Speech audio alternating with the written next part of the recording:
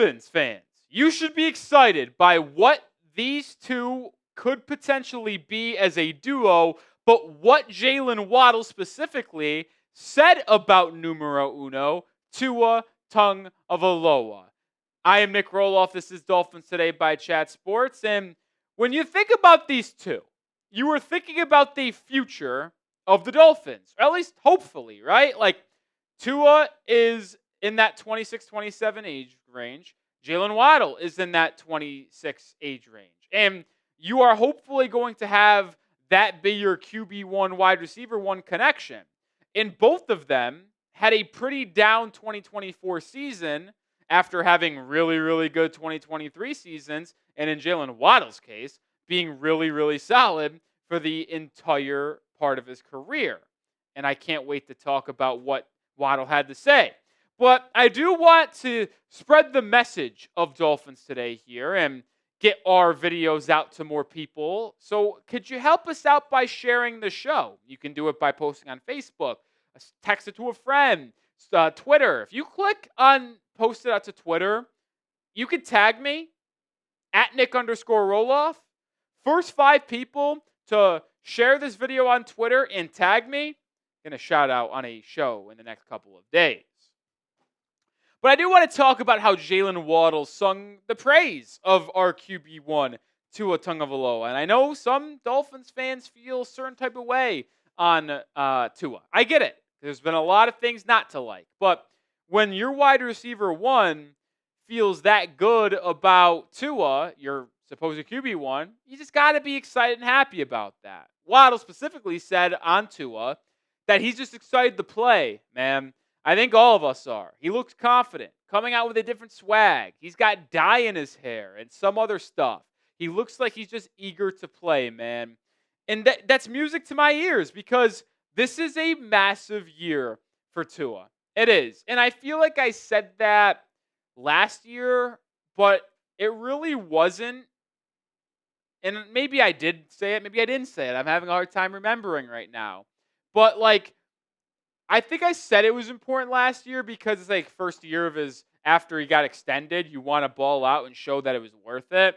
But this one is really important because with how the Tua Tagovailoa contract is structured, the Miami Dolphins could get out of his deal following the 2026 season, which means he's going to be in Miami the next 2 years, but there's nothing guaranteed in the last 2 years of his deal. So if he does not play well in the first year of his contract year or his new contract, well, then you're probably going to start making plans to maybe move on from him. And that's the issue, right? With Tua, it's always about if he could stay on the football field. The one season that he was able to stay on the field and play all 17 games, he led the league in passing with 4,600 yards.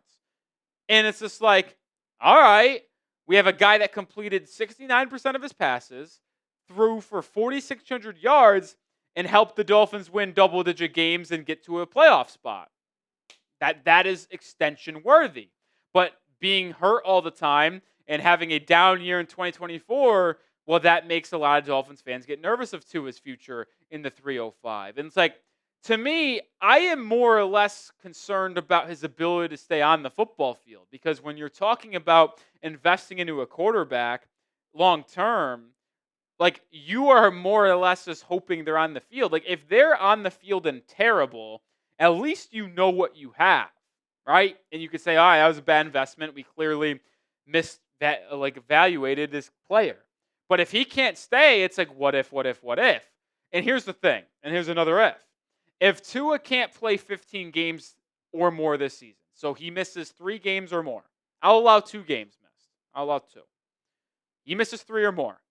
You have to look to draft a QB in the 2026 NFL draft because you just can't keep on going in circles of, all right, Tua misses time. Can he stay healthy? We're changing his offseason regimen and diet to keep him more likely to stay on the field.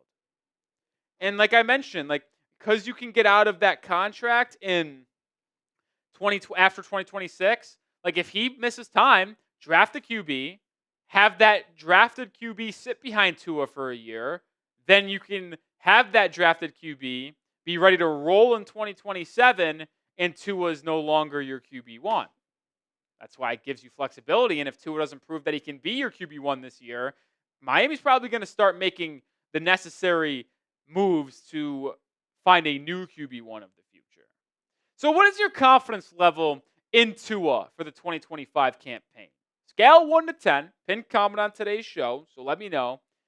1 through 10, confidence level in Tua. I have a hard time with Tua because I feel like I defend him to a degree. I feel like I support him, but so do his teammates. Waddle loves him. You see some of these other guys stand up for Tua. Teron Armstead loves him. Jonnu Smith loved him. NFL players respect Tua. They voted him in the top 100 players in the National Football League the past couple of years. Like, can he just go out and prove it to the fan base, please? Like, and the issue is, like, I don't know how much he does have to prove. It really is just staying on the football field. Because when Tua starts games for the Miami Dolphins, they're 38-24. That's pretty damn good. And when I say pretty damn good, that's freaking unbelievably good. It's just that he just misses so much time. So it's like, if he can just play 15, 16, 17 games, we got our QB1, man. I believe that. I really do. So Tua, please prove to me and prove to the fan base that 2023 wasn't a fluke, and now you can have 2 out of 3 seasons playing 17 games or more, and 2024 was actually the anomaly going forward in your career. Coming up in a little bit here, we're going to talk about Jaylen Waddle, the wide receiver 1, who I think is in line for a bounce-back year. But before we talk about Jaylen, I want to make sure you subscribe, because here at Dolphins Today, we have daily content, and when the season rolls around in September, we're going to be here bringing you 2 videos every day, as well as going live on Sundays, Thursdays, Mondays for a Dolphins football game. So subscribe, join the channel today, because we're a family here at Dolphins Today by Chat Sports. Jaylen Waddle, after having the worst year of his career in 2024, I think is in line for a major bounce-back season for the Fins. I do. And I think he needs to have a solid 2025 as well, because we've talked in depth about how this is going to be Tyreek Hill's last season with the Miami Dolphins, just based off his contract and cap situation. And Waddle needs to prove that he is your wide receiver 1 of the future. Like, he's had a really good career to this point. This past season was the only year that he did not reach the 1,000-yard threshold. And I know it was a tough year with Tua missing 6 games, and you have to deal with Tyler Huntley and Tim Boyle and Skylar Thompson. But it was just an overall down year for the offense in whole, right? It was not a top-half offense in the National Football League. Tyreek Hill didn't even reach 1,000 yards. He got close. He was in the high 900s, but he didn't get to 1,000. So it was just a down year for everybody involved with the offense. And I hope that we can just look back and say that was just a throwaway year. But when it comes specifically to Jaylen, he is the future wide receiver 1. Tyreek Hill's got 2 years left on his contract, 2025 and 2026. But in 2026, his cap hit is $52 million. And if you cut him prior to June 1st, you save $36 million in space. So, spoiler alert, Tyreek Hill's on the Dolphins in 2026. So then you would be then moving forward with Jaylen Waddle as your pure wide receiver 1. And I think Miami is going to start prioritizing Waddle in the offense. They will be starting to run more pass design plays to get Waddle open. So I need him to prove that he can be your wide receiver 1. And one thing that I need him to prove to me, and just improve as a whole, is his hands. He has struggled, actually.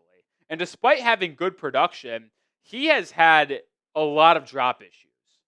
You look in every year of his career, his drop percentage. And that is where it ranked amongst NFL wide receivers. Out of players that have received at least 20% of the most targets players in the NFL. So what does that mean? 100 targets, you at least had 20. But the point is, Waddle is not ranked high at all. Not even top 2 wide receiver. But I will say, the top wide receivers usually have more drops, have a higher drop percentage, because they are targeted. Like CeeDee Lamb is in the bottom half of qualified wide receivers in drop percentage because he's just hyper targeted by Dak Prescott. So I'm not like, oh, this guy stinks because he drops a lot of passes, but I think we can all admit that Waddle has had some drop issues in his career, and he really had a lot of issues last season early in the year. I think he had 6 drops last season charted by PFF. I think he had like 3 or 4 of them in the first like 5 weeks. It was pretty rough for Jaylen Waddle early in the season. So you'd like to see that improve from your future wide receiver 1, right? But I am not completely panicking, but it is something that I would hope Waddle is improving on as we get further on in his career. We're going to talk about one more thing with Waddle here in a second, but grab your Dolphins cutoff hoodies today because they're just on sale for a great price. $55 usually. Right now you can get them for $33. Just go to chatsports.com/MIA cutoff sale. That link's in the description and comments of today's video. Sizes are running out. Take advantage right now while you can. Don't forget chatsports.com/MIA cutoff sale. When it comes to Waddle, and I want to round out the conversation here, Dolphins got away with murder. What is the murder? His contract. Because there was a certain player in our division that got extended this week at the wide receiver spot by the New York Jets named Garrett Wilson. And the Dolphins extended Jaylen Waddle last offseason, so 1 year prior to Wilson. But let's look at the different contract extensions. Both obviously top half picks in the first round. Waddle got a 3-year, $84.75 million extension with $76 million in guarantees, and it comes out to an AAV of $28.25 million. Well, Garrett Wilson this week got a 4-year, $130 million extension, $90 million in guaranteed, so $14 million in guarantees, and 1 more year with an AAV of $32.5 million in annual average value. So when you look at the 2 contracts, Miami clearly has the better deal by having Waddle under contract for $4.25 AAV less a season and also $14 million less guaranteed. And when you think about the 2 wide receivers, Jaylen Waddle has had the better career. Yes, Waddle has played 1 more season, 4 versus 3, but you see, it's an 11-game difference for the 2 players. Waddle has 30 more receptions, which Garrett Wilson would probably top that reception mark in 11 games, but he would not top Jaylen Waddle's yardages. Do I think Garrett Wilson is getting 900 yards in 11 games? I do not think that. Is he getting 6 touchdowns? Maybe. Waddle's the big play guy, and his yard per game is 3 yards higher than Garrett Wilson's. Like, you're looking at these 2 wide receivers, and I feel like Jaylen Waddle, without a question, has had the better career. And I know he's played 1 more game. He's 1 year older, and he was the higher draft pick. Waddle was 6th overall. But I think this is a good deal for Miami. And I want to throw it up to the fans watching at home.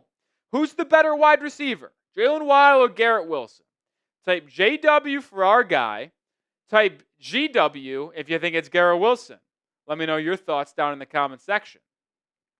And although I think it is very close, and ultimately I think you're splitting hairs, both these wide receivers are in the same tier of NFL wide receivers. But if you're going to choose which one you want on your football team, I'll take the one that is getting paid $4 million less per season. Not the craziest amount, but it certainly is helpful. Like, that's another $4 million you can spend elsewhere on your roster in the salary cap league.